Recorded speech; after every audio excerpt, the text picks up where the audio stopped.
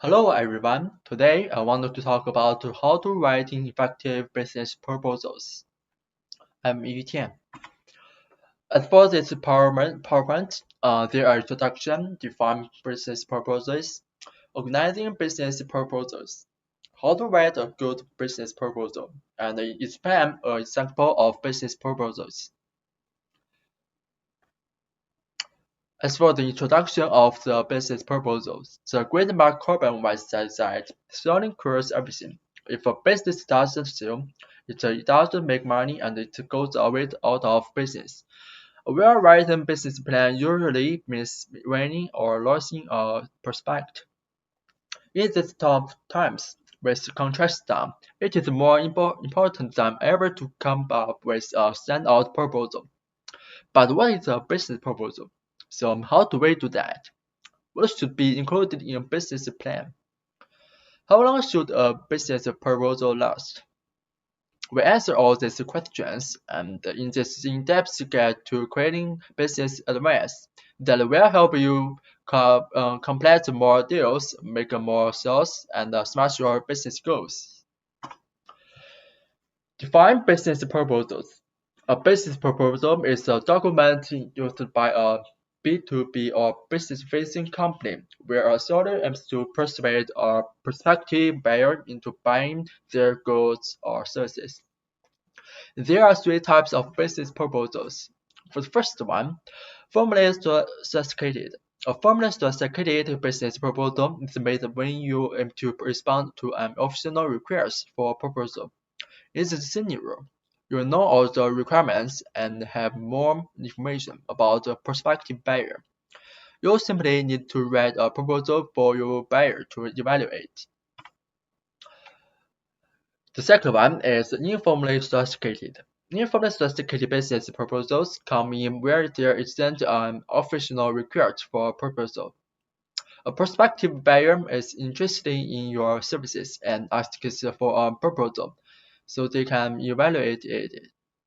An informally sophisticated proposal requires a lot more research from your end as a seller as they are usually created out of informal conversations and not based on official requests which often contain more information. The third one is unsophisticated. Think of this like a marketing brochure or a cold email. Unsophisticated business proposals will often be dramatic. One side faces approach to business proposals and lacks any understanding of the buyer or their requirements. But with extreme research, personalization, and identifying customer pain points, along with proposing a customized solution based on your buyer's needs, they can become very positive. Okay, uh, what about organizing per business proposal? What should you include in your business proposal? I think that at a high level, your business proposal should include the following parts. First one, title. Second one, table of contents. Third one, executive summary.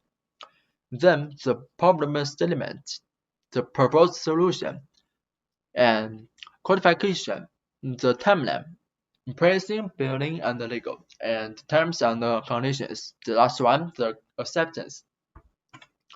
As for the business proposal title, remember the most important elements of a good title page. They are your name along with your company's name, the name of the prospect, and the date you are submitting the proposal.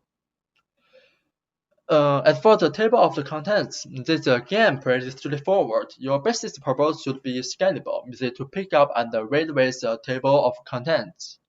Let's look at the example of them.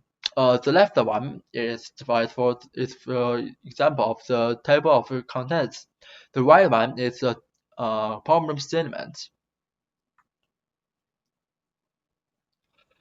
As for the executive summary, the executive summary is a table in all kinds of annual reports, project plans, and even marketing plans. It is a comprehensive summary of the intern's contents of your business proposal. The goals of your executive summary are introduce your company to your buyer, provide an overview of your company goals, showcase of your company's milestones, overall vision, and the future plans. Then include any other relevant details. The problem statement. Here you state the exact problem your prospective buyer is facing, whether or not they know the problem. Your goal is to outline the problem statement as clearly as possible and develop an urgency for your prospect to find a solution to the problem, a solution you provide. Um, as for the proposed solution, the good start, the proposed solution section is how you can elevate your prospective buyer pain points. This can fit onto the problem statement section, but if you have a comprehensive solution or prefer to get into more details, a separate proposed solution section is also a good idea. Feel free to spare no details with respect to the solution you will provide, how you plan to deliver this solution, an expected timeline of when they can expect your solution, and any relevant details. Qualifications.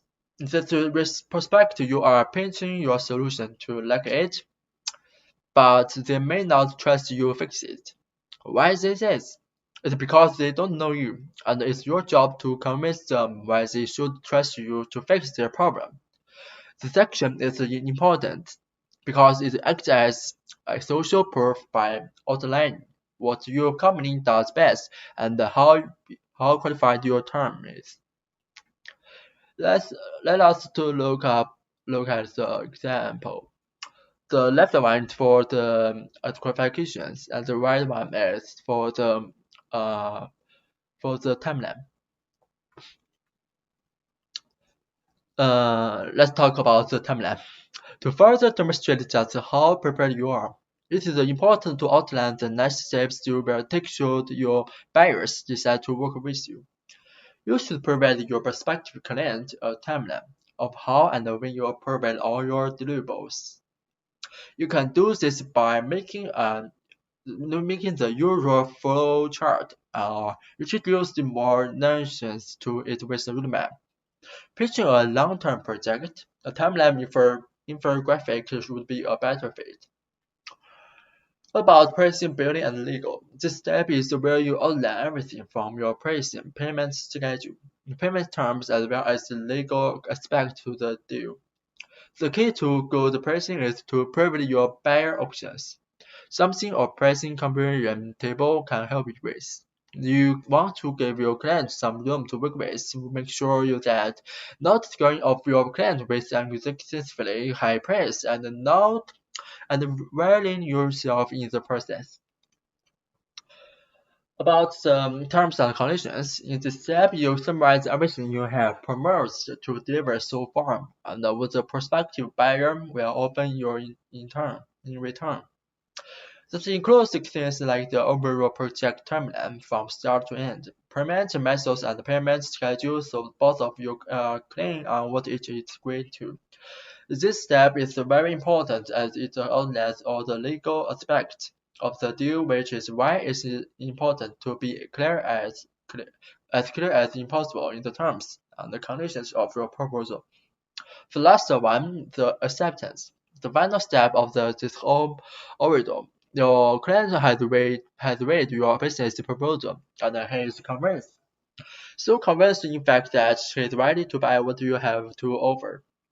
This is a step where you add in a small section, get all the signatures at the end of your proposal so that your client and you can send a proposal. And the both of you can make things official. Be sure to also include your contact information to add as a gentle purpose that your client can contact you in case of they have any questions. Let's look up the example of them. The left one is cost payment legal matters. The right one is for the substance. Okay, For that, I wanted to talk about explain an example of business proposals. Look at it. This picture is an example of business proposals, and what I think and what I want to say is that missing this example missing the writer's name and the reader's name and the date. Most importantly, the length of signature. Then everything else is complete. There are forward company circulation analysis, problem analysis, and market analysis. Look at that. There are the business focus for part. There are a list of your special products. The market analysis part. There are expected cash flow parts and a list of partners parts. And there introduction of the company that you want to give your business proposal. Okay, thanks for your hearing.